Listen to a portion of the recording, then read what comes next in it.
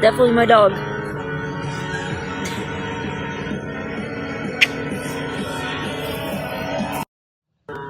Good morning. I just wanted to pop in and be part of the push to get Irene Fleming's face out there. It's been over a year, well over a year, and it doesn't look like there's been much movement. I like Irene from what I know of her. She was born January 14th, 1993 in Pasco, Washington, to a large, loving family. I don't know a lot about her, but I do know that she was a dog lover, and that kind of automatically endears people to me.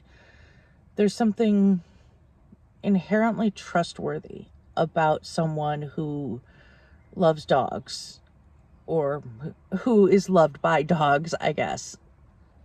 This timeline is one of the most muddled, confusing ones I think I've ever seen. According to the Grant County Sheriff's Office, she was last seen on February 25th, 2024, leaving a residence at the 4900 block of U Road Southwest in an unincorporated area kind of between George and Vantage. There is surveillance footage of her leaving on foot alone between 4 and 5 p.m. She did have a car in working condition on the property, but it may have been blocked in. For some reason, she left it behind. It's not completely clear whose place this is. The articles seem to all come from one press release. Everything is just repeating the same small amount of information, and some say that she was living there, others say that she was visiting a friend. According to John Lorden's video on Web Sleuths, there is a family member who clarified that the trailer belongs to a woman who Irene's boyfriend worked for, and at the time she left, there was the woman who owned it, the boyfriend or ex-boyfriend, and the boyfriend's side piece was apparently there too. I can imagine storming out myself if that's... Yeah. She talked to her family that day. It's not clear what time she called them, but she did speak to them, and for some reason she told them that she was in Wenatchee, which is a good 40-minute drive away, I think. So she may have been in an argument with her boyfriend and been angry when she left, or she may have just gone for a walk. I really don't know. I would love to see the surveillance footage for myself and get an idea of her cadence and possible mood. It's strange to me that she left without her car. That makes me think that she planned on coming back soon, because there's really nothing out there. This residence is near milepost 143, which is the Silica Road exit off I-90. So if that's familiar, it is the exit to the gorge. It's an unincorporated area between George and Vantage. So Quincy, Ephrata, all of Grant County and beyond. She could really be anywhere. So February 29th, leap year, is a strange day in this. According to the Grant County Sheriff's Department, she called her family and did not leave a location this time. This is Tuesday. This is 2 days after she was seen leaving the other residence on surveillance. And for some reason, her family calls the police. They call the Wenatchee police because that's the last location they had for her, even though it was incorrect. But on Sunday, she had said she was in Wenatchee, so they called the Wenatchee police. The Wenatchee police contacted Grant County Sheriff's Department, and they went to the trailer and interviewed the people, or at least asked where she was, and they received the surveillance footage. It's really weird. I don't know why her family called police. If she sounded scared, or like she might have been a risk to herself, or maybe she was being threatened by someone else, or maybe she lived with them in Pasco and they just hadn't heard from her in a few days. I really don't know why they chose to call the police. The writing on this post leaves a bit to be desired because there's some things that are just outright confusing about this, and I'm going to try to clean them up as we go, thanks to comments from a family member. But let's continue here. Irene's family contacted Wenatchee police on Tuesday after her family had spoken with Irene by phone. Irene did not share her location with her family on Tuesday. So that makes it sound like there was a phone call on Sunday. There was again a phone call on Tuesday, and then the family called Wenatchee police. Now, I have found a comment from someone that says this is Irene's aunt. Her name is Mimi Wynn, and I've seen her comment on several threads about this case. The news stations have their information wrong, and they keep getting it wrong since they are getting the information from Grant County Sheriff's Department. Family has reached out often to get this updated. The main inaccuracy is that the family heard from Irene last on February 25th in the afternoon before she was seen leaving the property and her car. There have been no confirmed sightings, and no one has heard from Irene since she walked away from her car on February 25th. If the sheriff's department is correct, the family went to the Wenatchee police on the 29th. Also on the 29th, a man recognized Irene from her missing flyer and contacted the sheriff's department. This was apparently a man working in some business in East Wenatchee that has not been named, which I actually find very strange. But he says he met a woman named Irene who matched the description, and he identified her from her flyer and contacted the sheriff's department. Over the next few days, it looks like there was some actual investigation done. On March 2nd, 2024, a woman at a Costco recognized Irene from her flyer and called it in. So the police apparently decided that she'd been spotted twice on the 29th of February and the 2nd of March, so she must not be in danger. A lot of this reminds me of my sister. She was fortunately found alive, but there were 13 days where we did not know, and it was hell. And we got so many false reports. It was exhausting and infuriating and really beautiful at times to see how people wanted to help. Going through that is something that no one wants to do, especially when the police don't want to help. Having a situation that crosses multiple jurisdictions can also make things difficult. In my case, there was the place my sister was believed to be, the place where she actually resided, and the place she was last actually seen physically, which was my place. And we got stuck with the one that did not care if she lived or died. I wish we could have changed the jurisdiction that was handling our case, because the guy we got, he really acted as though he was just annoyed with me for even wanting to file a report. It's upsetting to be ignored and to be treated like your loved one, who is part of the fiber of your being, means absolutely nothing.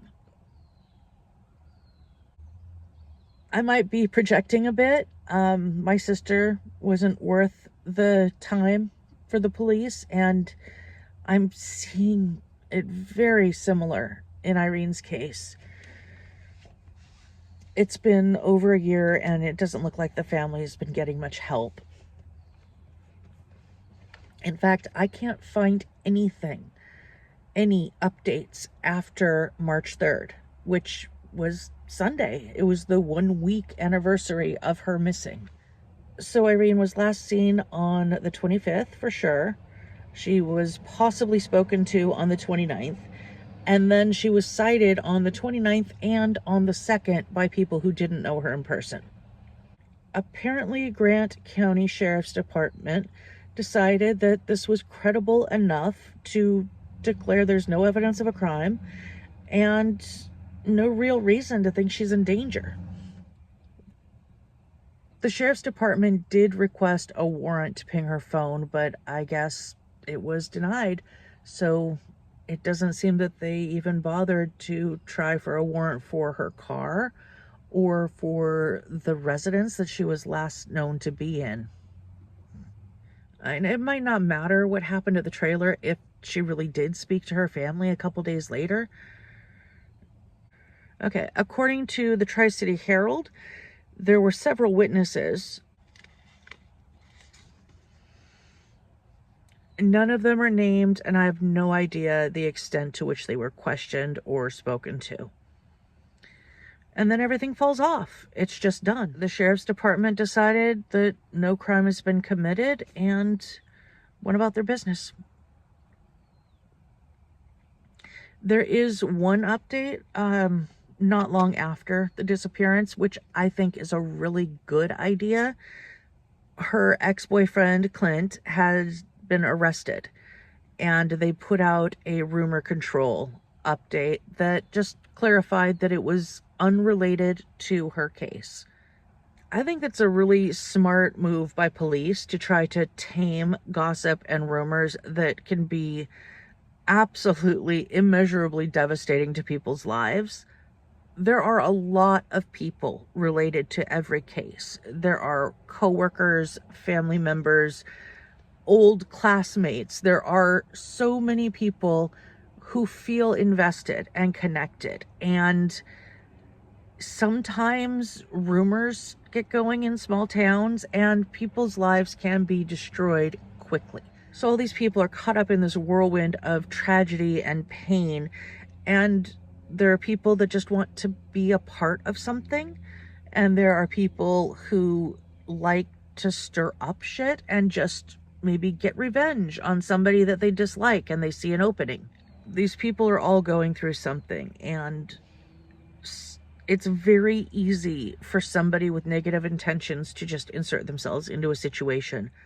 So I think it's a good idea if you know something is false and you have the authority to use that to clarify situations.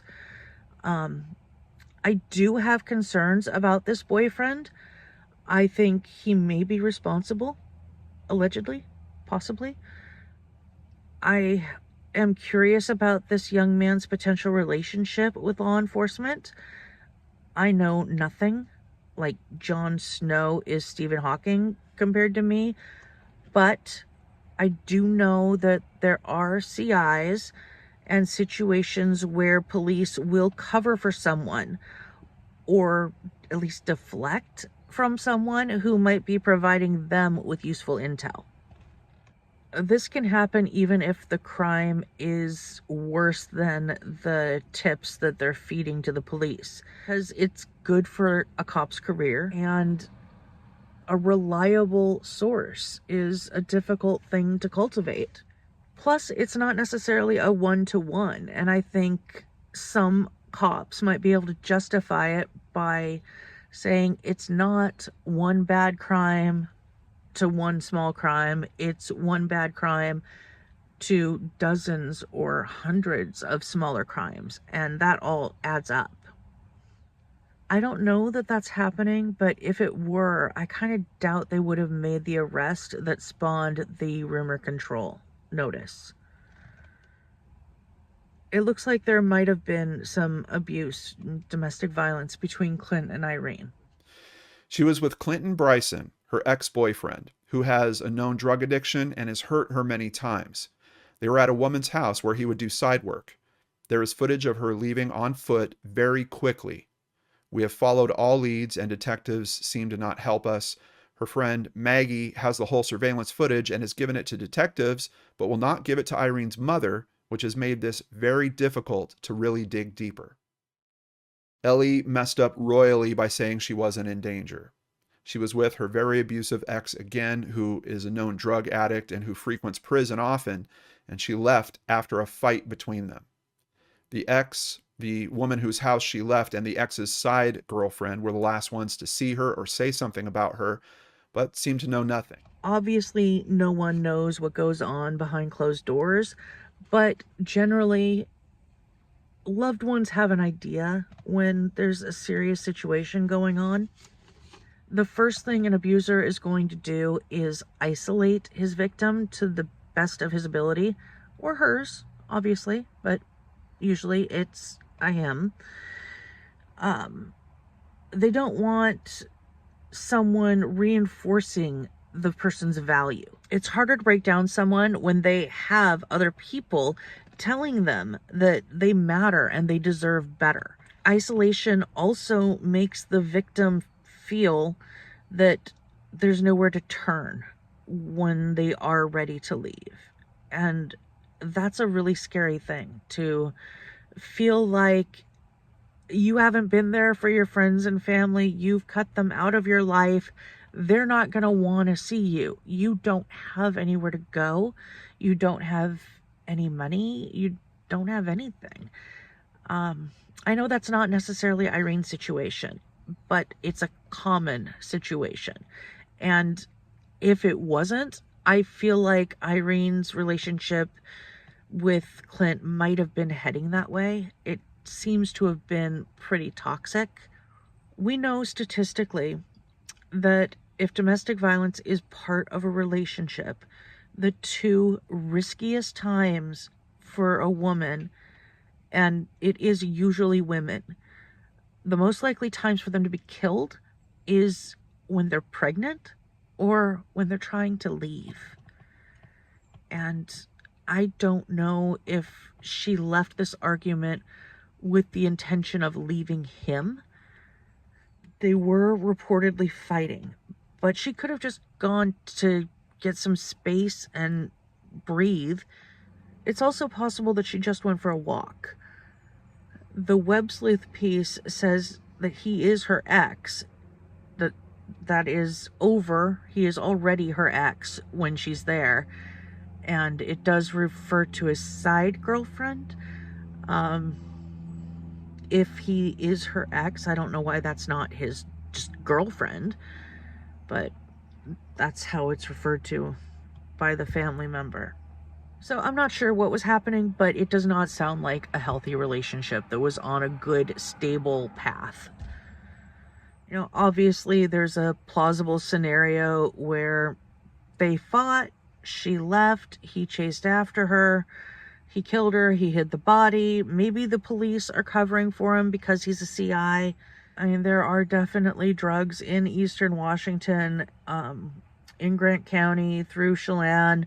Who knows? I don't know anything about this guy except for that he has a drug arrest and that he's got ties to Everett, which, you know, is right next door to me.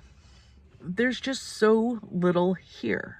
It feels like it should be easy to solve.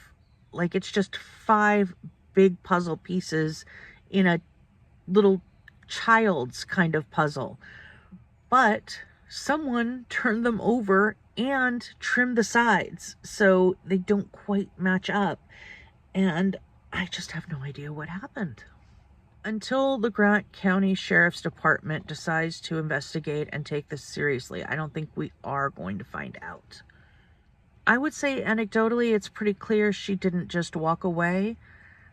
I haven't heard anything to suggest that she was suicidal. And I don't see any definitive answers coming. Even if a circumstantial case were made, it just wouldn't be enough to make it to the court system, which means a killer gets away with it. I don't understand why the sheriff's department thinks that nothing is wrong. Her family seems very sure that she would not have gone this long without contact. Irene Marie Fleming was 31 years old. She would now be 32. She's a 5'2" white female with shoulder-length auburn hair, which is naturally a strawberry blonde. She has brown eyes and wears glasses. She was last seen wearing brown boots, jeans, a brown Carhart jacket, and a red to reddish orange hoodie. She had a number of tattoos, including a large back piece of a horse, a bracelet on her right wrist, and a heart on her middle finger on, I believe, her left hand. She has piercings in her nose and ears. If you know anything, please call the Grant County Sheriff's Department. It's 509-754-2011. You can also email them at crimetips@grantcountywa.gov.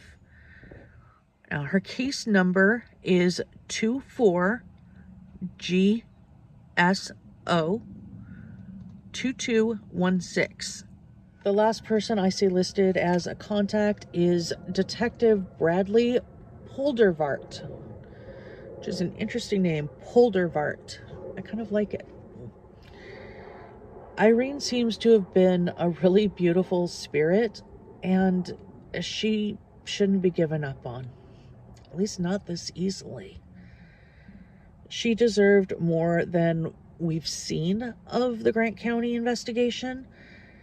I know it's entirely possible that they've done more and are working behind the scenes, and I don't want to be disrespectful to any potential investigation. I just haven't seen anything to suggest that there's been any activity since 7 days after she went missing. When my sister went missing, it was only a couple weeks and the police were not helpful, so I was handling all communications with the public. I had dozens of people swear to me that they had seen my sister. There were so many people. It was taking up a good 80% of my day each day to go through, thank everyone for contacting me, letting me know. I had to check it out, even if it's as vague as last Monday at the bus stop on this major highway. I would go to the place if possible, or look at the area, try to find businesses nearby with surveillance, and just see if I could find any further information. I really wish I had had police help in this. I couldn't sleep at night. I was having nightmares, picturing like worst case scenarios. And when you study true crime your entire life and then someone you love disappears, you can have some really dark thoughts. And I was the point person because I was the only person able to handle that. I really strongly encourage people to use the case number if you see a missing person. Call the police, even if they're not interested. If enough people had called the police, I think they would have started paying more attention. If her case number starts getting some movement, the police would notice and maybe take a full report. And I would advise anyone out there, if you see what you believe to be a missing person, call the police. If you know their name or preferably their case number, give that to them. But anything will work. Even just, hi, I think I recognize this person. I can't place them, but I'm pretty sure it was from a missing person flyer. That can be enough for them to just go, drive up, check it out. If you can do it safely, get a photo. Please do not in any way endanger yourself. If you suspect someone is a missing person, leave it to police unless you are 100% confident that you can get a photo safely. A lot of people, especially in the true crime community, who call in a missing person are doing so because you really believe it is the person. But there are people out there who just want attention or to be a part of something, or who have mental health issues. And then there are the shady people that are trying to sell information. But most people just want to help.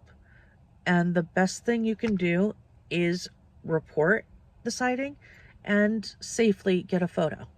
It's really the easiest way for someone to verify whether this is their loved one or not. And witness identification, whether it's citing a missing person or in actual crimes, does not have the best statistical results. I mean, of that nearly 200 reports to me, not one was anywhere near where she actually was located. I believe that most of them sincerely thought they had seen her, but they were just wrong. This is not just a side tangent. I am absolutely infuriated and confused that the sheriff's department would know the statistics of witnesses, and yet they've got some guy in an undisclosed East Wenatchee business of some sort and some woman in a Costco, both of whom recognize her from her flyer, which at the time I don't believe even had an accurate hair color in the pictures.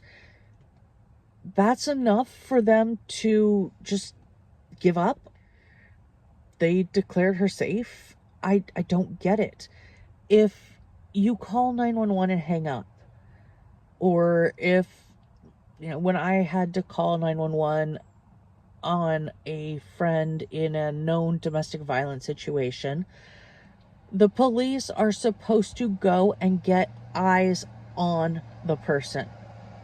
It doesn't matter if they say through the door that they're okay, or if someone else comes to the door and says, oh, they're fine, or they just left. They are not supposed to just give up and pack it in until they have eyes on the person and verify for a fact that they are safe. I'm sure these people were well-intentioned, and maybe they actually did see the Irene Fleming. But two witnesses who did not know her in person and who are going by a flyer that doesn't really represent what she looks like, that's enough to nullify investigation. Also new tonight, the Grant County Sheriff's Office investigating the missing person report of 31-year-old Irene Fleming, who was last seen between 4 and 5 p.m.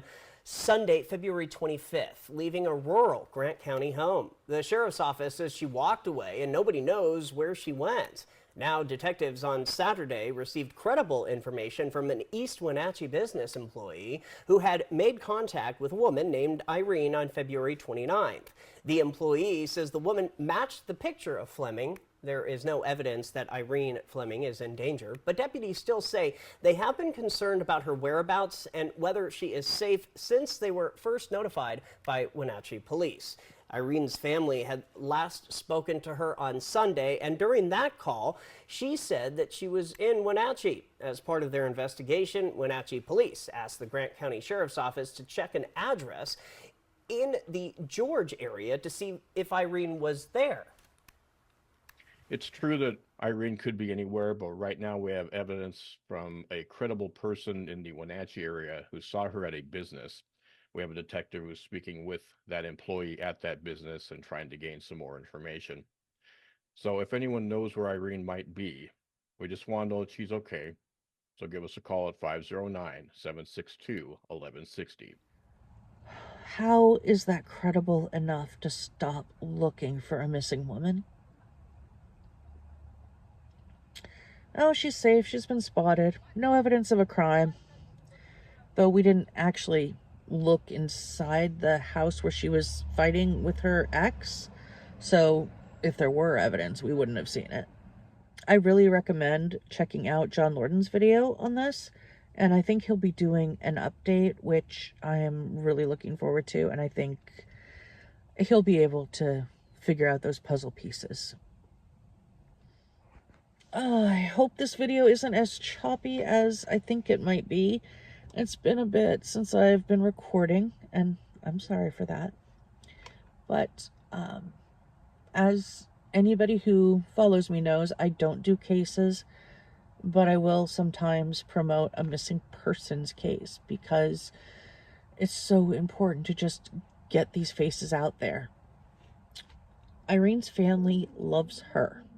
Once again, Irene Fleming was last seen on February 25th, 2024, between 4 and 5 p.m.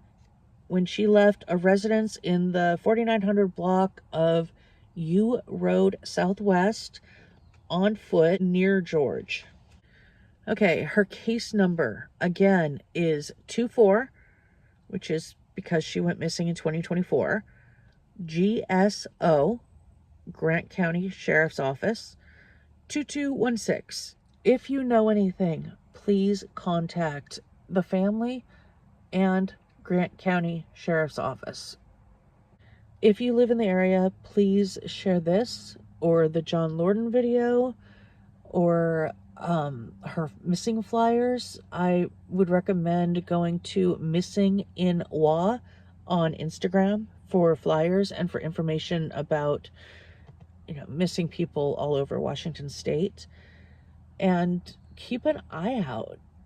It's always slightly possible that she's just living her life somewhere. Please go to the Find Irene Fleming Facebook page to show support to her family. This woman has been missing for well over a year, and it looks like all investigation just stopped after the first week. It's breaking the contract. We are supposed to support them with our tax dollars and consent to being policed. In exchange, they are supposed to use their knowledge and their experience and all of their tools to help us when we need it. They are supposed to protect and serve the people. And when we say someone is missing, they need to look for them. It's their job to do everything in their power to use all of their experience and knowledge to do whatever they would do to find someone from their own family. Police should not be picking the good victims that they want to look for and judging others as unworthy. The people deserve to be helped. Irene deserves that. Her family deserves that. The public deserves to know that the police will help them if they are ever in that situation. And this is the strangest, most meager little timeline I've ever seen. I am left with so many questions. In addition to the basic what happened, where is she kind of things, I would like to know what is the story with that timeline. It's very confusing that on Tuesday, apparently for reasons unknown, after talking to her, her family called the Wenatchee police and an investigation was started. The Wenatchee police turned it over to the Grant County Sheriff's Office. Flyers were made and distributed in time for some guy in East Wenatchee to identify Irene and notify the Wenatchee police. All in one day. Seems like a lot. It seems like something's off in that description. I would like to know more about Clint. I would like to know if he was her boyfriend at that time, or if they had broken up, or if they were in between and figuring it out. I would like to know his relationship with law enforcement, whether he is a CI or has relatives on the force or anything that could be a potential reason for them to cover for him or just deflect a little and try to make him look a little bit better. I do think the rumor control post is a great idea. I think that that's a great communication tool that other departments should definitely embrace, but I've never seen it before. So is there a reason that they jumped to clear up this one and say, oh no, this isn't about Irene, it's not about his missing girlfriend, this is just some other charges? Okay. Question 3, where's her dog? I'm just going by photos on Facebook, but within the year before she disappeared, she had a husky. And as a dog owner, especially with big dogs, if you're going somewhere kind of rural, you're really likely to take them because they get a chance to run around and be free. I can think of a few reasons why that wouldn't be a good idea, but I think most owners would probably bring their dog with them if they're going to be out in some rural place. I don't think that they're correct, but there are articles that say she lives in this place. So, again, where's the dog? Maybe she lived in Pasco with her family and her dog's there. That might explain why they would call police after 2 days. Maybe if she had left her dog, that's why her parents were so concerned. If she lived in the trailer, her dog should have been there. Maybe she lived in Pasco with her parents and her dog's there. Maybe she lived in Wenatchee, and that's why she said she was in Wenatchee on the 25th when she clearly wasn't. And then my fourth and final question then would be, what is in Wenatchee? Why was she saying that she was there? And, these people, I believe both the undisclosed location and the Costco were in East Wenatchee, which, for people who aren't local, East Wenatchee is a separate city. It's not just the east side of the city of Wenatchee. It's a little bit south, so it's closer to the George and Quincy Vantage Ephrata area. If you're coming from Pasco or from that unincorporated trailer area, you'd probably pass through East Wenatchee to get to Wenatchee. So most of this all takes place in Grant County, but Wenatchee is in Chelan, and East Wenatchee is it's on the east side of the Columbia River, and I believe it's in Douglas County. Okay, so please go show some support to Irene's family. They need it. They haven't been getting it where they should. And send some love and good juju and hope if you have it to spare. It's good to see you. Stay safe. Listen to your instincts, and I'll be back soon.